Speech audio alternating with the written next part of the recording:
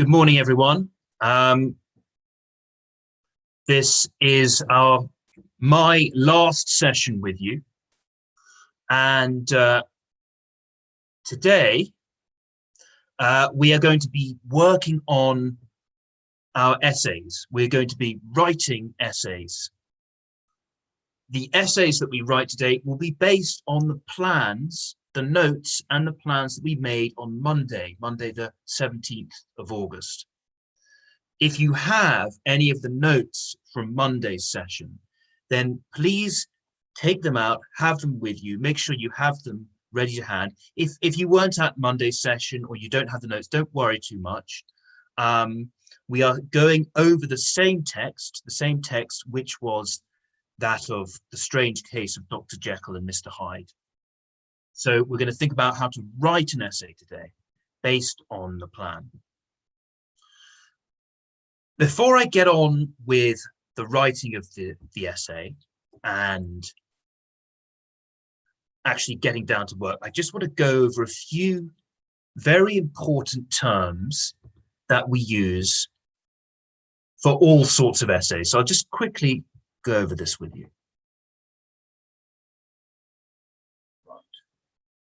Okay, before I get on to this, I just want to quickly go over these tools. These are tools which will be of great value to you, not just in English, by the way, but for many other humanities subjects: history, religious education, geography, politics, all sorts of things.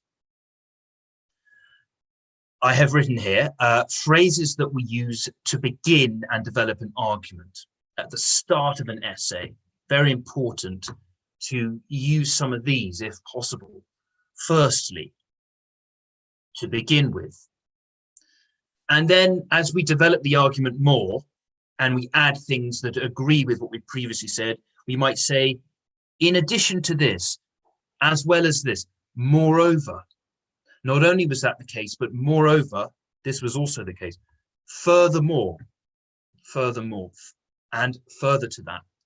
Also, very useful, simple word, as well as. And of course, as I mentioned last Monday, the reality of presenting a counter argument involves making it very clear in your writing. How do you express change? That what you're saying now is different or disagrees slightly with what you said before. I've said here that it's important to use words like however, on the other hand, nevertheless, notwithstanding. Notwithstanding is quite an archaic and old-fashioned word. It's effectively, you could break it down, notwithstanding what I have just said. What I've said, notwithstanding, what I'm about to say now doesn't demolish what I previously said, but here is another point of view. Okay, and finally, remember what I said on Monday. The conclusion is vital. It's vital for summing up the argument and giving a strong ending. And you would usually begin this paragraph with any number of these phrases: to conclude, in conclusion, conclusively, or in summary. It doesn't really matter which one we use. When I was your age, I generally used the phrase in conclusion, but as long as your intention is clear, that's the main thing. Okay. So bearing these in mind, and of course we can come back to these later, I will take you through ways in which we might write the essay that we planned on Monday. So let's begin with the second slide rather. Once you've planned the essay, writing it becomes easier. A good essay plan will make it possible for you to write coherent and interesting argument, an argument that makes sense, an argument that people will want to read. And these skills, like I mentioned earlier, will be invaluable, not just for English, but for a wide number of other humanities. I emphasize that very strongly as someone who studied history at university and who studied history at a higher level.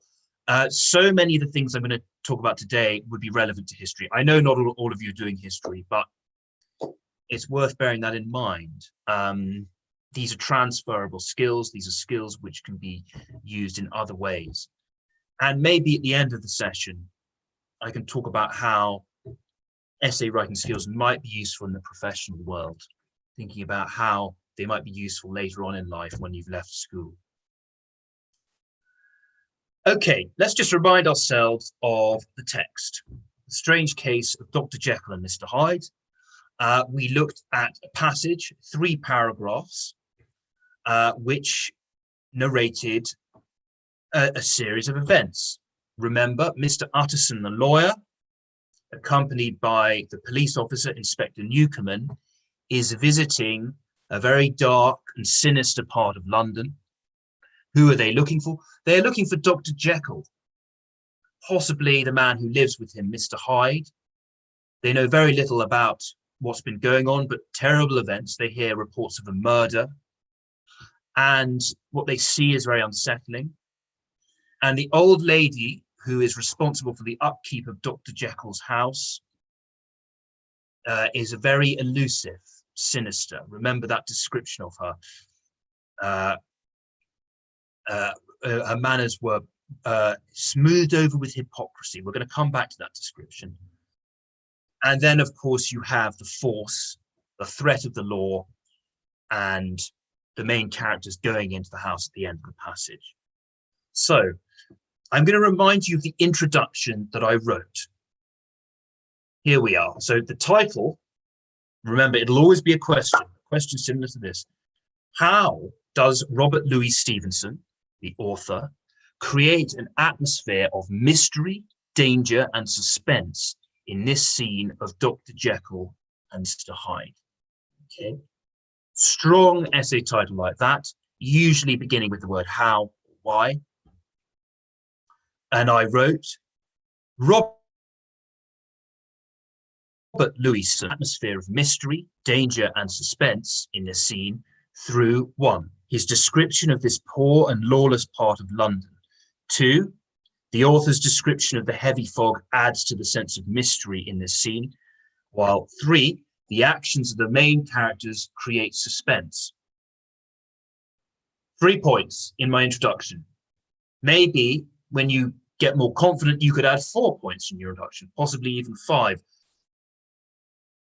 I might emphasize here, it doesn't really matter how I order those points. I could have written, Robert Louis Stevenson creates an atmosphere of mystery, danger, and suspense through his description of the heavy fog and the actions of the main characters in this scene. He also creates these emotions and mood through his description of the poor and lawless part of London. So it doesn't matter too much in which order you state it. The introduction is basically a way of stating, this is what I'm going to put into my essay. And it shouldn't be much longer than that. Okay, let's move on. I'm going to reread this passage to you. This is the first paragraph. And you took notes in this paragraph. As the cab drew up before the address indicated, the fog lifted a little and showed Mr. Utterson, the lawyer, a dingy street, a gin palace, a low French eating house, a shop for the retail of penny numbers and 2-penny salads, many ragged children huddled in the doorways, and many women of many different nationalities passing out, key in hand, to have a morning glass. And the next moment, the fog settled down again upon that part, as brown as umber, and cut him off from his blackguardly surroundings. This was the home of Henry Jekyll's favourite, a man who was heir to £250,000 sterling. Now, just quickly, before I set you your first task, I didn't point out last time the reasons for the square brackets, which I put in here. This is very useful, something to bear in mind. The square brackets we might put in to explain if we haven't previously explained who he, she, him, or her are. The original text read, as the cab drew up before the address indicated, the fog lifted a little and showed him a dingy street. This is a new text for you. You do not know who him is. So I have added in with square brackets, not the author's words, but my words, Mr. Utterson, the lawyer, so that you know in advance. If you ever want to quote from the text, but feel that you need to explain who he or she might be, or an object might be, you can always put it into square brackets. It's a useful thing to remember. Now, you've already made notes on this passage, but what I want you to do is I want you each to write a sentence about how Robert Louis Stevenson creates an atmosphere of mystery, danger, and suspense by looking at this paragraph. I just want you to look at this paragraph, and I want you to write a sentence drawing on some of the notes you made on Monday. How does Robert Louis Stevenson create an atmosphere of mystery, danger, and suspense? Off you go, 2 minutes.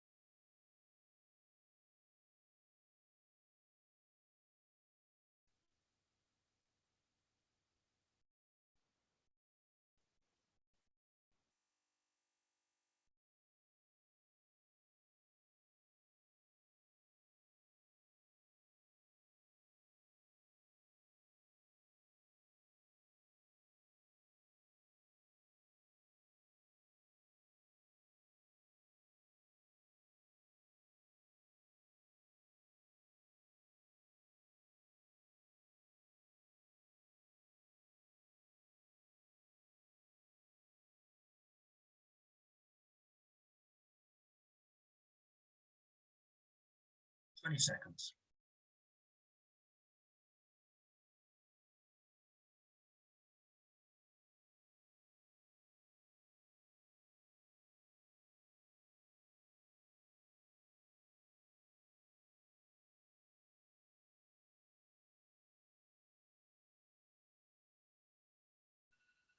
Okay, well done, everyone. So this was a sentence. I just wanted one sentence.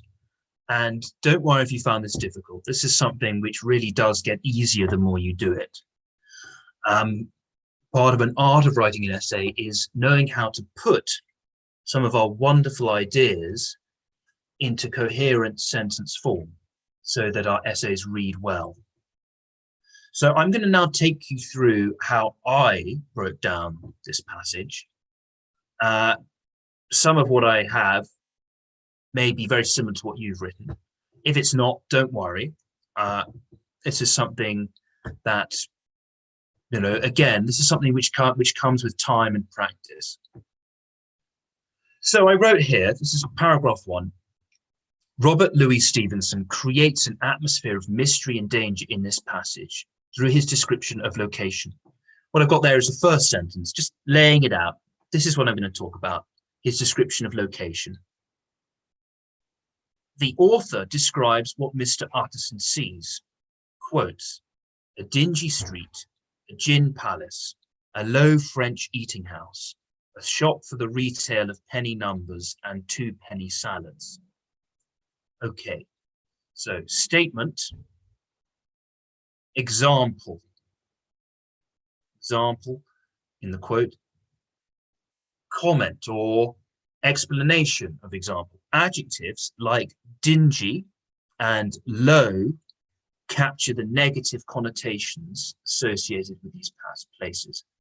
Connotations, that's a useful word. Connotations, the word means associations, things that we associate with words, with sounds, with smells, with sights. What does it bring to mind? What connotations are associated with these places? Remember, we looked at the words dingy and low, the adjectives dingy and low last time. Low grade, drab, mean, dirty. Another useful word for dirty, sordid, unclean.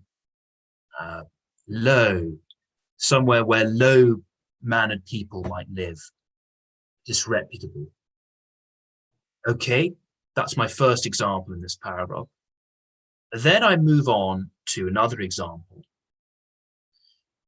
Again, statement of intent. The author's description of the local people is similarly evocative of poverty and hardship. Statement. Example, quote, many ragged children huddled in doorways. That's it. It could be a quote as short as that. Explanation of quote, the image of ragged children reinforces the author's depiction of a lawless place in which children are not cared for.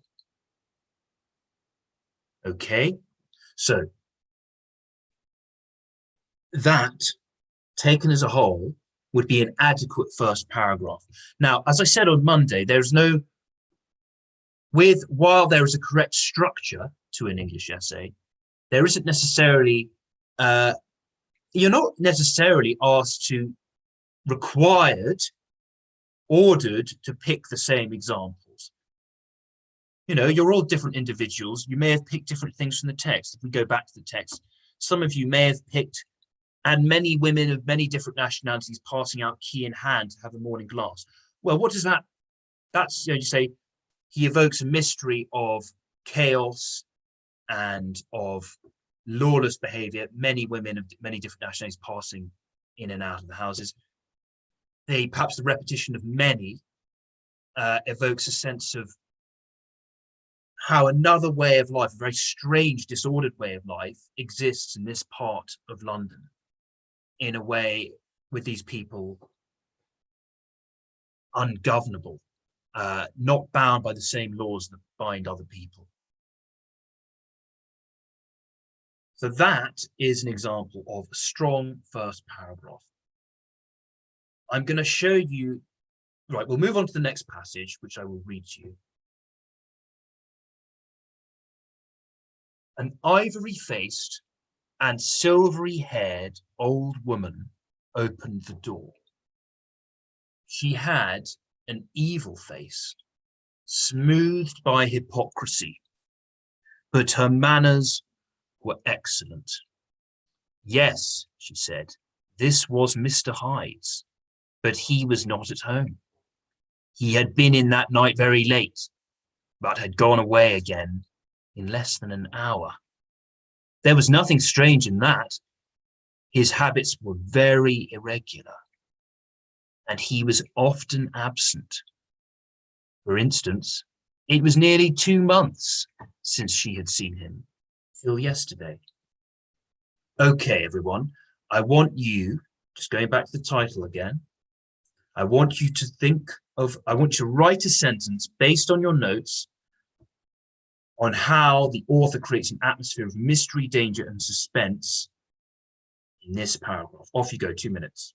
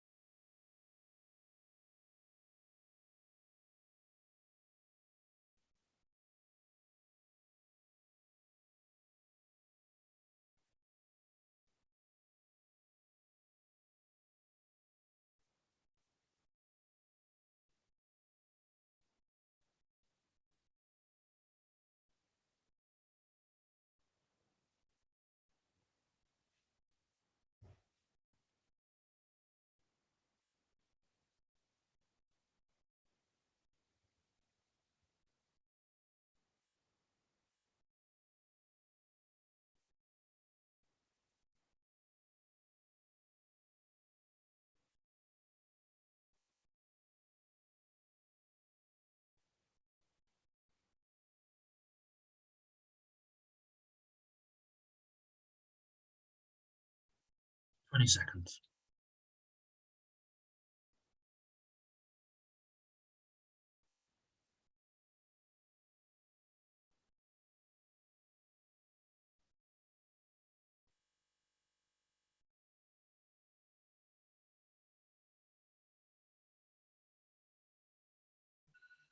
Okay, then. Now, so in this paragraph, I just wanted you to talk about the descriptions in this character, this old woman, what she says, and how it creates an atmosphere of mystery, suspense, and danger. Now, I'm going to have to hold up my hands and say I made a little mistake.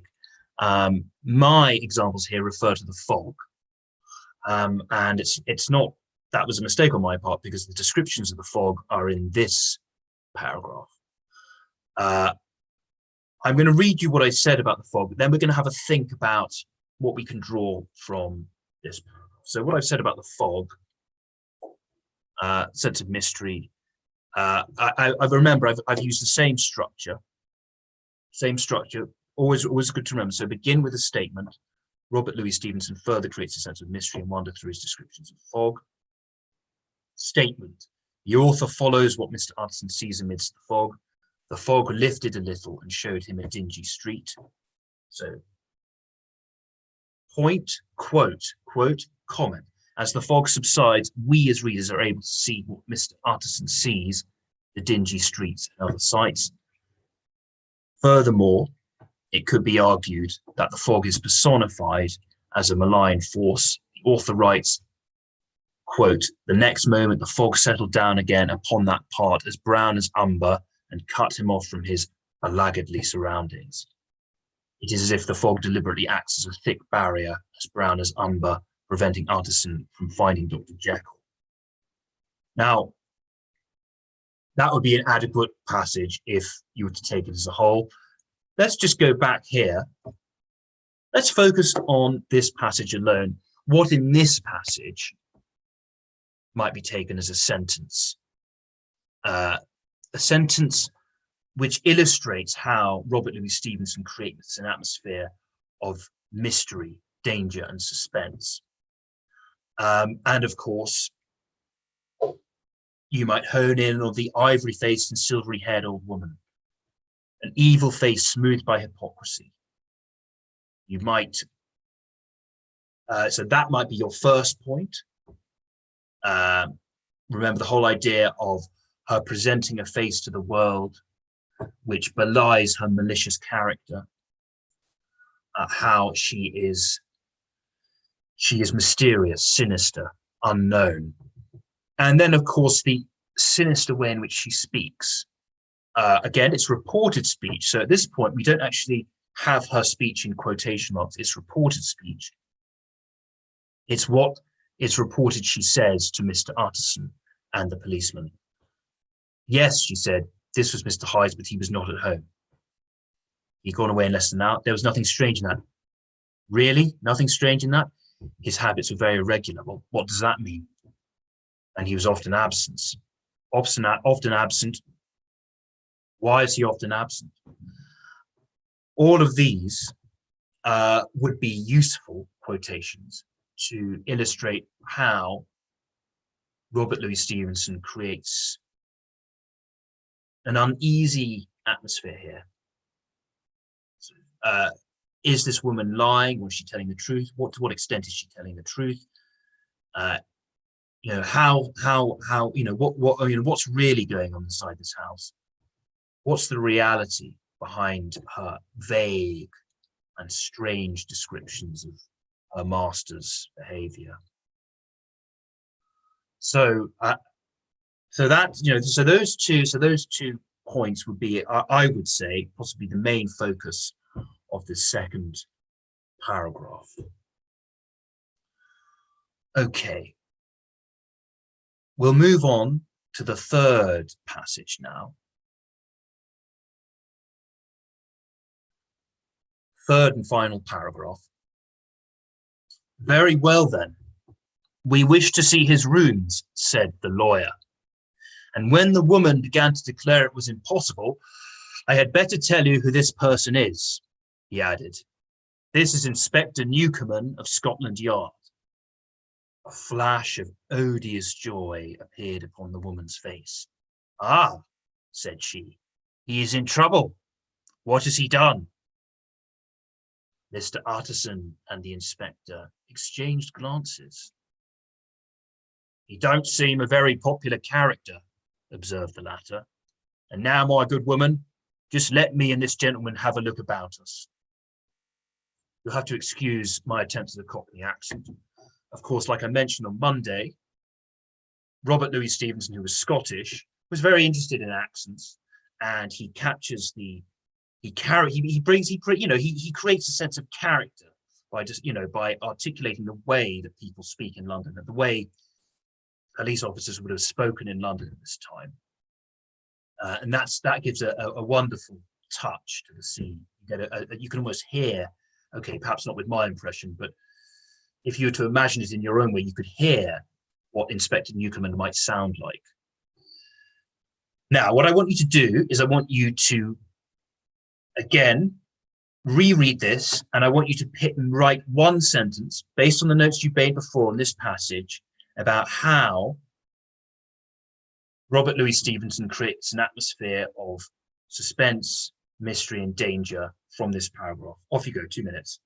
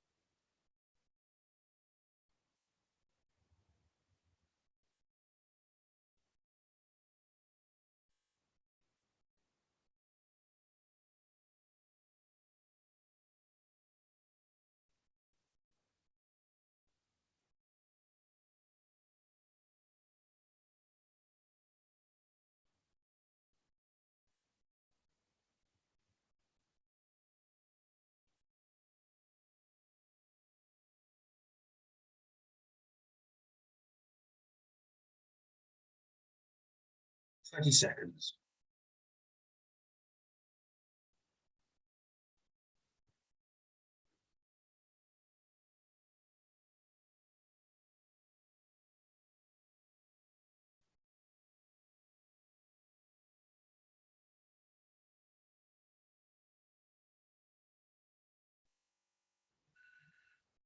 Well done, everyone.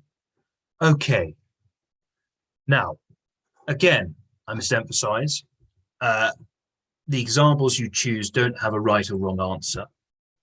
You just need to follow this structure. I'd love to know which examples you drew from this, which you thought evoked mystery, suspense, and danger. Again, I've made a slight error here, but let's see what we can glean from this. Okay, this was a reference to an earlier paragraph. So I began, it's always good to begin your final paragraph with finally. Finally, that's a word I didn't include in the original words I showed you, but finally is very useful. It's the moment where you can write finally in your exam question or in your homework is perhaps a moment where you can breathe a sigh of relief. Finally, okay, the essay is coming to an end and the end is in sight. Finally, comma. It could be argued that the author creates suspense through the words and actions of the characters in the scene. Yes, I think that's right. It could be argued, always useful to use this phrase, it could be argued. You don't know. I don't know. Your teacher doesn't know, the examiner doesn't know, but it could be argued that this is the case. It could be argued through the actions of the characters. Okay, again, yes, okay, so this is an example from the second paragraph. The author achieves suspense in the ivory-faced and silvery-haired old woman's attempts to evade the questions about Dr. Jekyll. Again, sorry that it wasn't in this passage. He had been in that night very late, but had gone away in less than an hour. His habits were very irregular, and he was often absent. Remarks remind us of the sinister and mysterious life of Dr. Jekyll. In a similar way, the author presents a situation in which emerges a threat of violence or force. Statements. Example, quotation. When the woman began to declare it was impossible, I had better tell you who this person is, he added. This is Inspector Newcomen of Scotland Yard. Why did I quote that? I quoted it because the presence of the police inspector thus makes it possible for Mr. Utterson to enter Dr. Jekyll's home. That might not be the example you chose from this text. So let's go back and have another look at it. You could have chosen, we wish to see his rooms. Robert Louis Stevenson creates an atmosphere of suspense in this paragraph by the determined actions of Mr. Utterson, the lawyer. We wish to see his rooms.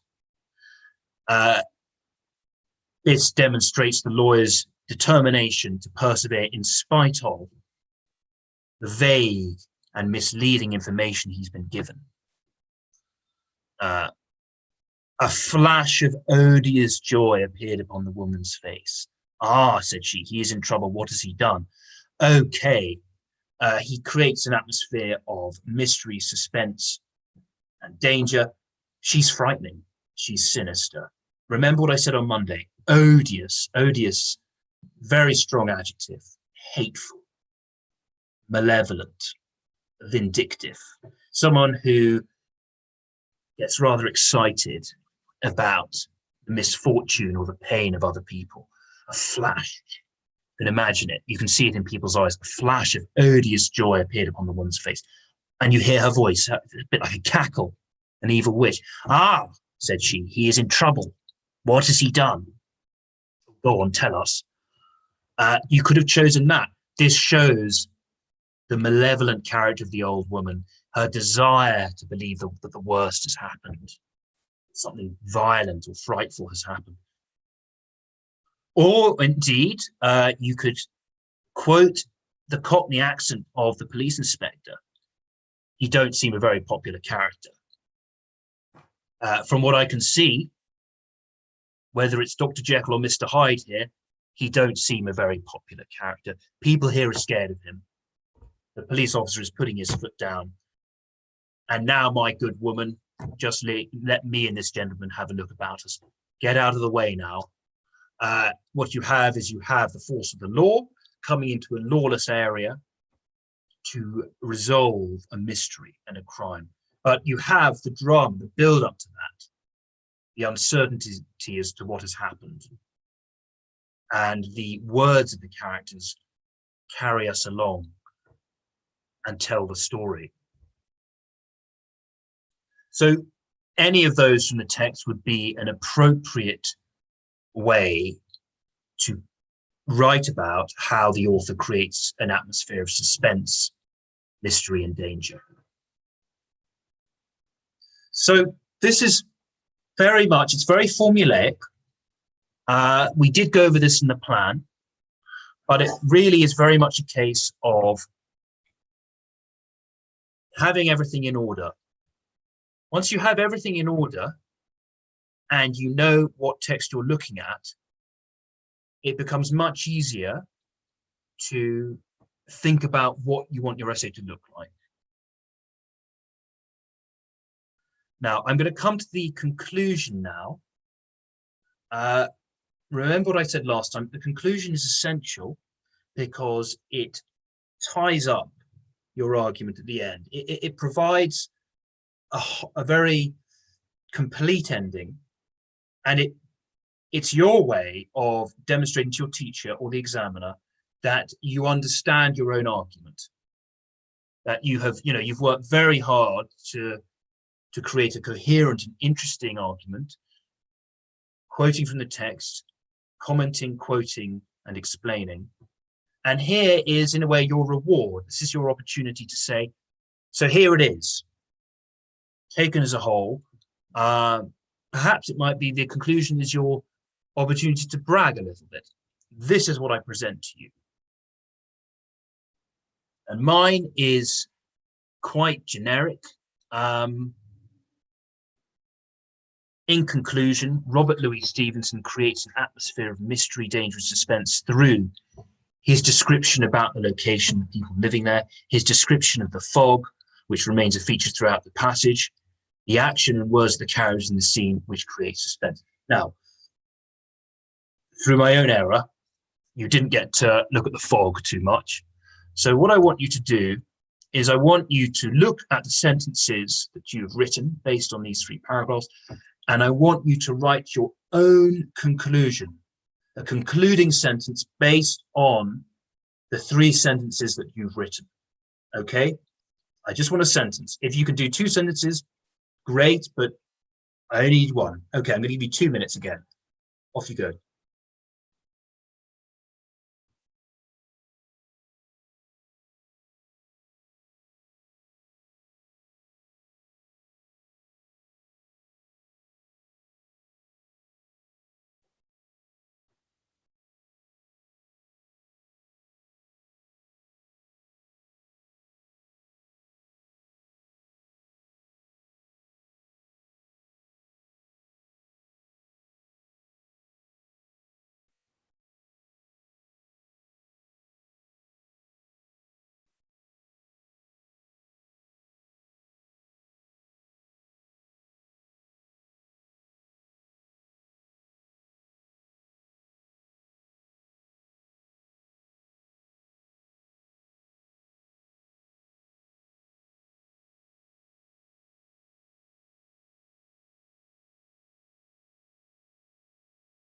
One more minute.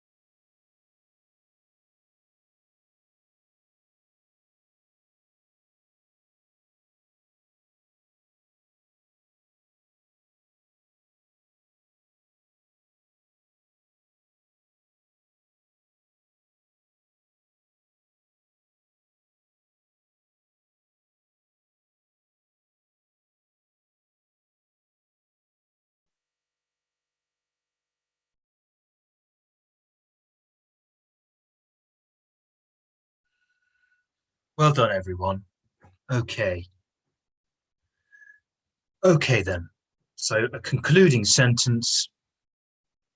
It's tricky to draw a single sentence out of the whole thing, but you could say something like, I'd love to know what you've written. But in conclusion, Robert Louis Stevenson evokes an atmosphere of mystery, danger, and suspense through his description of the area, the dialogue of his characters, and the action that occurs at the end of the scene. And actually, your conclusion does not have to be much more extensive than that. The conclusion, neither the introduction nor the conclusion need to be vast. The purposes of the introduction and the conclusion are, believe it or not, to make your job a little bit easier. With the introduction, you state what your argument is, and you lay out what you're going to say. It's a bit like a map. This is where I'm going to go. And then you lay out your argument. And in your introduction, you could say, you're basically saying, so this was it. This was what I said. Of course, I should emphasize, don't begin it with the word so. Begin it with in conclusion, to conclude conclusively. And that is pretty much how you write an essay. Now, so that draws us pretty much to the end. I quickly say, I'd just like to talk a little bit about how this model, this pattern, can be applied to any book. I don't know what books you've studied so far in English, but it could also be applied to a play. If you're studying a play, for example, Death of a Salesman by Arthur Miller, or a Shakespeare play, it might be that you've already studied Macbeth, Romeo and Juliet. The same applies. You'll have a broad title like this. How does Shakespeare create an atmosphere of, violence and terror in Macbeth's soliloquy here? And you would follow a very similar structure to this, except you would effectively, you would have, actually in some ways perhaps it's almost exactly the same. You go through the text in front of you and you structure your argument taking what you need from the text. And just by way of ending, it's just worth pointing out again, this structure, particularly that of statement, example, explanation, or point, quote, comment, applies in history, in politics, in a wide number of other things, particularly in advanced study. You make a statement, you back it up with an example, and then you explain why you chose that example. Very useful habit to think about. You're going to learn a bit about public speaking next week. There too, making a statement should be backed up with an example, and then you explain whether the example is relevant. It's quite a lot to think about, but when you get used to it, it makes sense. So that, everyone, draws an end to my lecture. And I want to thank you for your attention, your hard work, and your diligence. And I want to wish you the very best with your studies next year.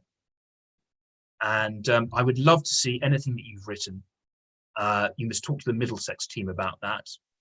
And I would be very, obviously, it's not compulsory, but it'd be wonderful for me to see some of your creative work, which, as I've mentioned many times before, may well be more wonderful to read than what I've presented you with. So that's bye-bye from me. Bye-bye. Thank you, Hubert. That was a very